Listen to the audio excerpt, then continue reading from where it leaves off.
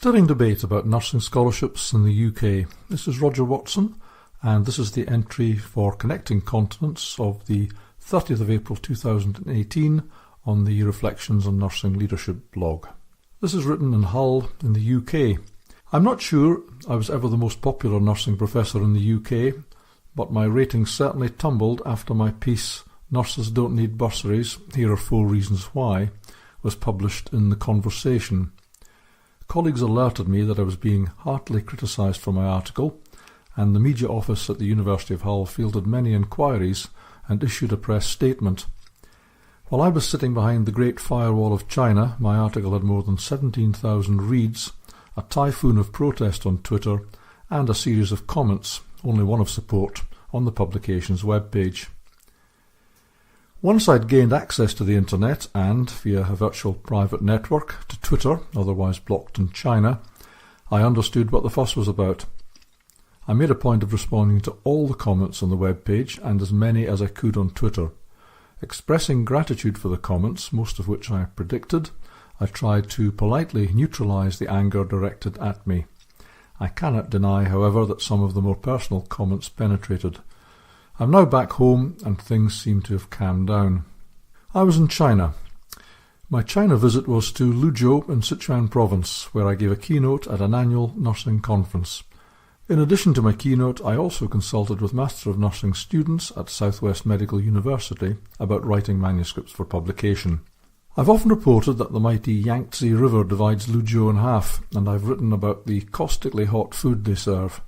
I took in the Yangtze on a morning run, but refused to take in any local food promised to be, as my host would say, a bit spicy. The local airport is closed while they build a new one.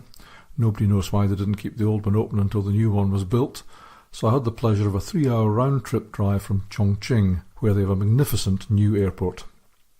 This was my second visit to the Far East this year, and the first of what will probably be 4 visits to China. On the way back to the UK, I spent 1 night and 1 day in Hong Kong. I stopped in Hong Kong to chair a meeting at the Education University of Hong Kong.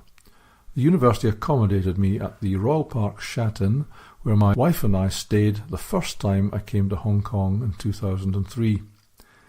I had dinner with Doris Yu of the Chinese University of Hong Kong in the evening. Yu was a doctoral student when I first met her in 2003, and now she's a well-established nursing academic and a recent addition to the editorial team at Journal of Advanced Nursing. Now we simply refer to the Journal of Advanced Nursing as JAN.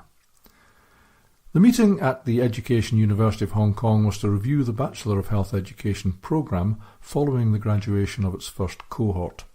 I met senior staff members, teaching staff members, students and a local stakeholder. I also visited several on-campus facilities. The institution only recently attained full university status. As a member of the Research Grants Committee of the University Grants Council, the UGC of Hong Kong, I visited the former Hong Kong Institute of Education to assess its research activity and make a recommendation to the UGC about granting university status. It's nice to have played a small part in Hong Kong's educational history. This podcast was produced in association with youpublicationslimited.com.